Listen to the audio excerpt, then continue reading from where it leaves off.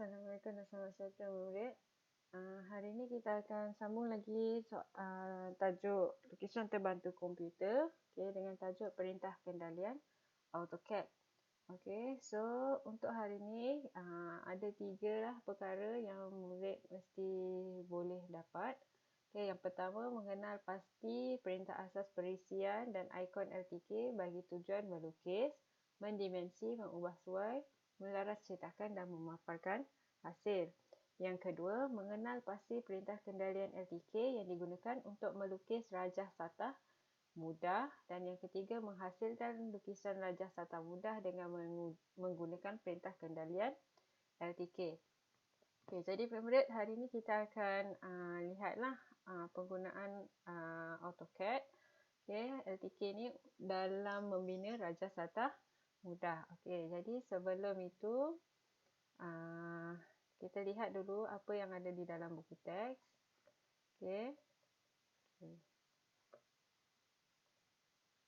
Ini yang kita akan bina lah nanti. Hari ini menggunakan perisian AutoCAD. Jadi sebelum tu murid untuk tajuk ni memang dia tak keluar dalam bahagian melukis sebab dia adalah salah satu tajuk untuk kerja khusus.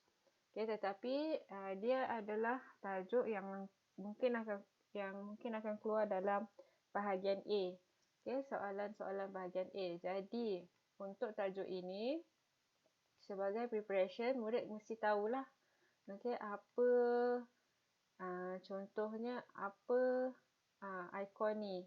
Ikon ni apa nama dia? Contoh ini ialah ikon untuk line kan? Untuk line.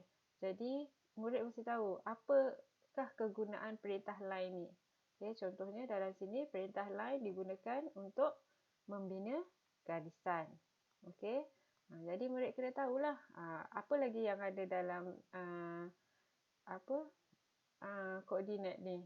Boleh guna sistem koordinat apa. Jadi murid mesti tahu ni. Ada koordinat mutlak, koordinat bandingan, koordinat kutub bandingan. So kena tahu pula apa kegunaan dia.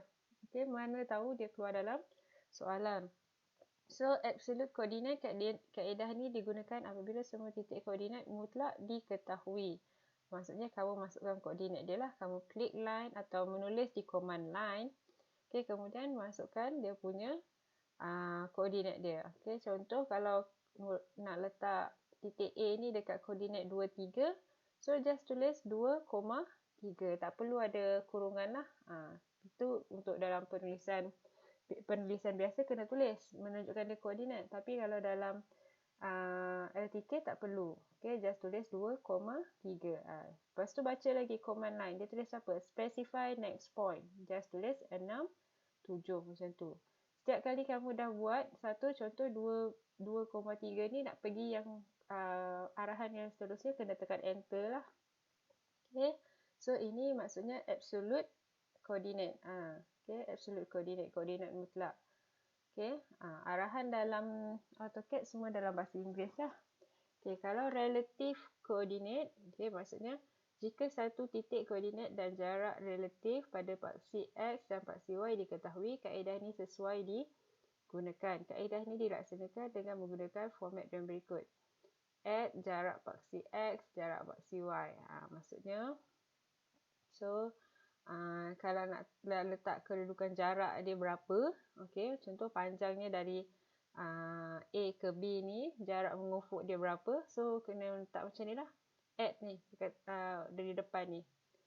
So katalah kita dah tahu kedudukan A ialah koordinat 2, 3. So letaklah tadi tekan command line kan, tekan line. Kemudian tekan 2, 3. Lepas tekan 2, 3, tekan enter. And then nak letak jarak dia ke kanan dan ke atas. So add 4,3. So dia akan pergi ke kanan dan ke atas. So itu ialah relative coordinate. Kalau relative polar coordinate, relative polar coordinate maksudnya kamu tak ada jarak mengufuk dan jarak menegak, tetapi kamu ada sudut.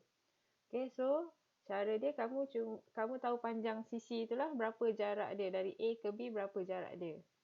Okey, kalau kamu cuma tahu jarak A ke B, kemudian dan sudut dia, kamu kena guna simbol yang command macam ni lah.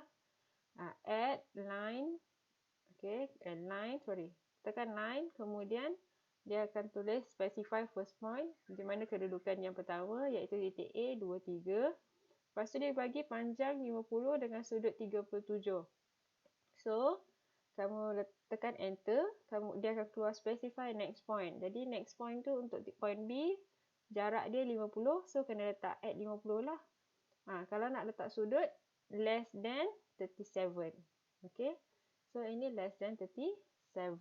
Okay. So, itu ialah pembinaan jarak lah. Okay, untuk circle pun dia ada macam-macam perintah. So, perintah circle digunakan untuk membina bulatan lah, confirm lah. Okay, bulatan ni boleh dibina dengan 4 cara. Okay, yang pertama center radius, kemudian 2 point, 3 point, tangent, radius. Okay, biasanya memang kita akan gunalah center radius dengan tangent radius ni. Okay, so kalau kita nak lukis bulatan, klik pada ikon yang ini ataupun tulis di command line circle. Okay, katalah kamu ada center radius. Bila ada center radius, maksudnya kamu dah ada titik tengah dan juga radius dia, jejari dia. Okay, kamu tahu titik tengah dia di mana dan jejari. Sebab tu kamu guna center radius. Kalau tak tahu jejari pusat bulatan dia, center dia, tak boleh guna yang inilah. Okay, kalau tak tahu pusat, tak boleh guna yang ini. Okay, so kalau ada jejari dan pusat, baru boleh guna yang ini. Okay, kemudian kaedah 2 point. Okay, kalau murid lihat dekat command line, dia akan tulis. Kalau kamu tekan circle, enter, kemudian dia akan bagi specify center point for circle. Dia kata kalau ada center point, kamu letaklah center point dia. Kalau tak ada, kamu kena pilih. Kamu nak pilih yang 3P ni ialah 3 titik. Okay, 2P 2 points. TTR ialah tangent radius. Okay, yang specify center ni, ini adalah default lah. Maksudnya memang kalau ada bulatan, memang dia nak cari center lah. So, itu tak ada masalah. Macam yang nombor 1 ni, terus dia tekan dekat mana center dia. Masukkan berapa radius je. Okay, kalau kamu nak guna diameter, kamu kena type diameter dulu, enter, kemudian baru masukkan nilai dia. Okay, kalau yang ini 2 point, kamu kena pilih kaedah kamu punya tu 2 point and then enter. Cari dekat mana yang dia lalu tu, A dengan B ni. Contoh dia lalu dekat A dan B, so kamu kena klik dekat A dan B lah. Dia kata specify first endpoint A, enter. Kemudian specify second endpoint B. Okay, enter. So itulah kamu kena tekan. Okay, dan dia akan ada nanti kalau kamu guna snap tu, kamu boleh jumpa dia punya center. Okay, kalau 3 point pun samalah macam 2 point. Kamu kena pilih dekat situ lah. Okay, yang soalan yang kaedah D ni, tangent radius, maksudnya bila soalan tu dia kata lukis bulatan, okay, lukis bulatan yang bertangent pada garisan atau bulatan something lah. Okay, kalau dia kata bertangent kepada, maksudnya kamu kena guna kaedah tangent radius. So, seperti biasa, murid kena tekan circle and then enter. Okay, kemudian pilih yang mana kamu yang memenuhi soalan tu. So, tangent radius. Just tekan TTR pun boleh. Okay, kemudian dah tekan TTR, enter lah. Dah enter, baru kamu boleh select dekat mana yang dia nak bertangent tu. Dia nak bertangent dengan apa? Garisan, bulatan. So, kamu klik dekat mana. And then, dia akan minta kamu nak lukis bulatan ni kena bagi tahu dia punya radius. Okay, radius dia ialah jejari lah. Dah sudah jejari, kamu masukkan jejari berapa, tekan enter, terus ada bulatan tu. Okay, itu ialah untuk bulatan. Okay, seterusnya arc. Okay, kalau kamu nampak ikon ni, ini ialah ikon arc. So, lengkuk merupakan sebahagian daripada bulatan lah. Nanti biasanya Command arc ni dia akan bagilah. Kamu kena baca command tu. Bukannya tanya cikgu macam mana, cikgu macam mana. Kena baca command tu, baru kamu boleh buat latihannya. Okay, baru boleh lukis gambarnya. Sebab kamu faham. Kalau kamu asyik tanya cikgu, memang maksudnya kamu tak baca lah command tu. Okay, so ini untuk yang berkaitan dengan sudut, info tambahan ni. Okay, untuk AutoCAD ni, LTK ni, okay, sudut dia akan mula dari sebelah kanan, sifarnya. Okay, sifarnya dari sebelah kanan.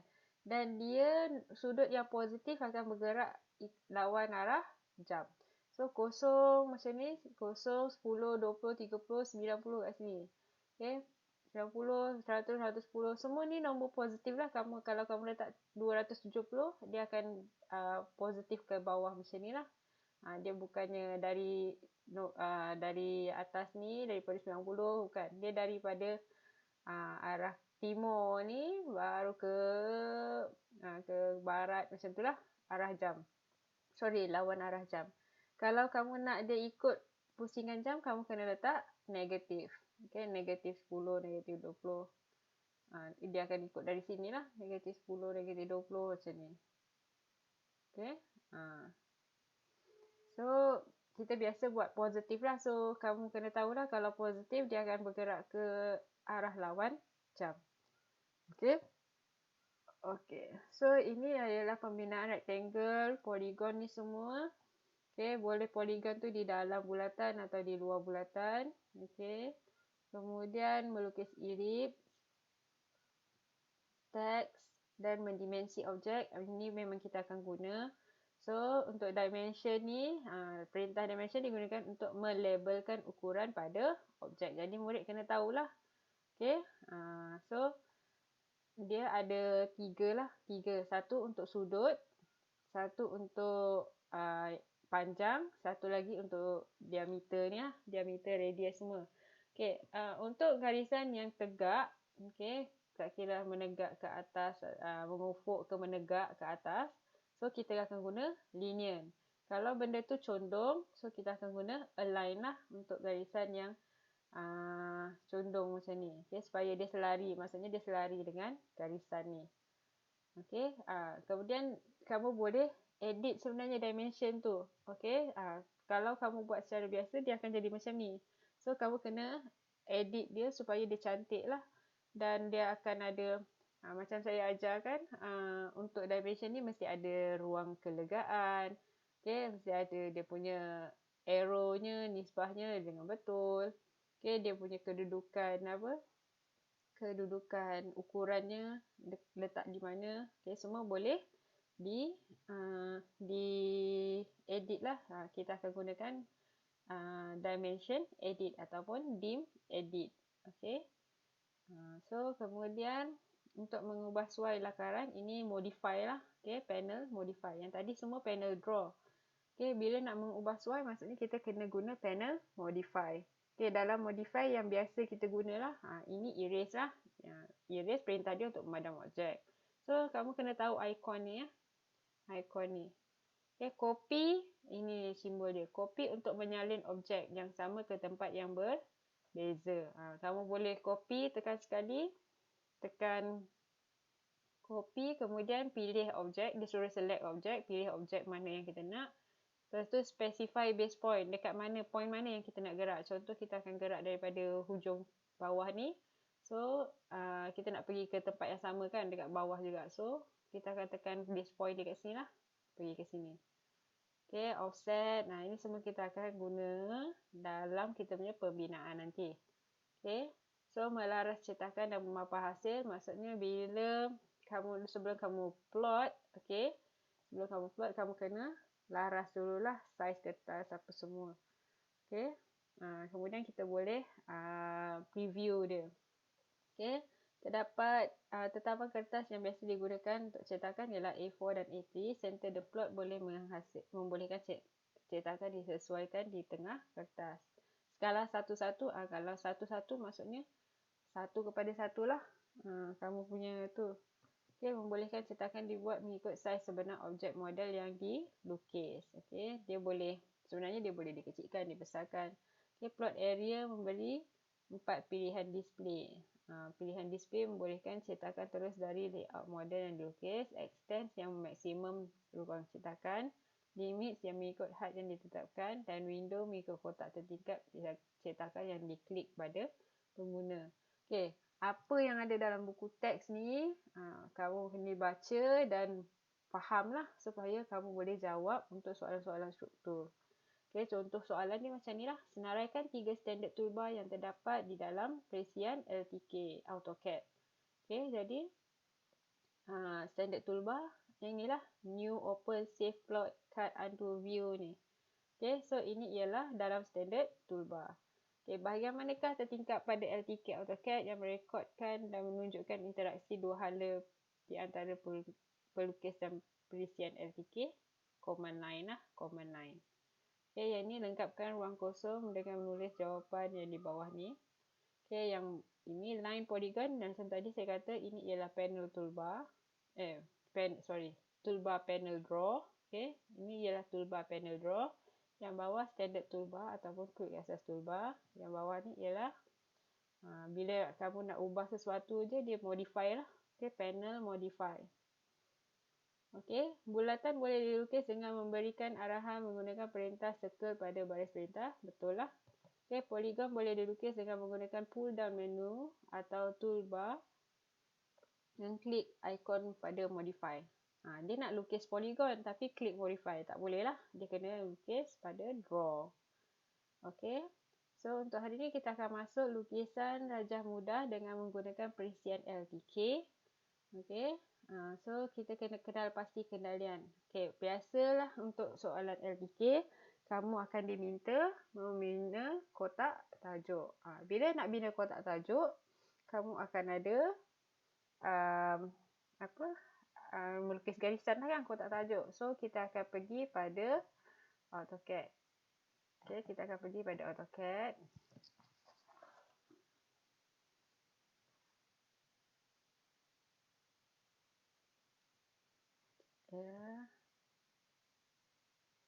Okay, ini rajah yang kita nak bina. Okay, 100, 175.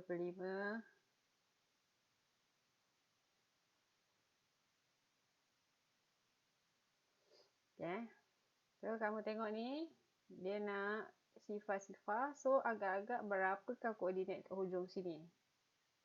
So, saya nak kena tahulah koordinat dia.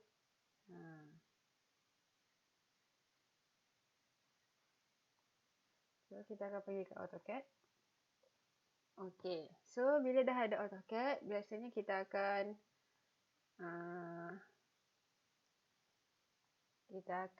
limitkan kertas dulu. Okay. Tekan limit. Okay. Mula dengan sifar-sifar. Kemudian, berapa saiz kertas kita? Katalah 297 210. Itu ialah saiz A4 lah. Portrait landscape. Sorry. Salah. Limit. Kosong. Enter. Lepas tu, berapa dia punya tu? 297 210. Okay. Kamu tak nampak benda tu dah dilimitkan? Okay, kamu tak nampak bendanya dah limit? Okay, sebenarnya dia ada limit dia. Okay, bila kamu nak print, dia akan print dalam bentuk A4 lah. Okay, kemudian kita nak lukis gambar tadi. Okay, gambar tadi. Kena ada kotak tajuk. Okay, ukuran dia. Okay, katalah kita masukkan line. Okay, kita baca. Saya tekan kat sini panel toolbar ni. Toolbar draw ni. Okay, kemudian dia akan keluar kat sini. Line specify first point. Dekat mana saya nak letak? Katalah saya letak koordinat saya 1, 1. Okay, kemudian kat situ lah kamu akan boleh nampak. Okay, kalau tak nampak, kita sebenarnya boleh gunakan command, view, zoom. Sekejap ya. Zoom.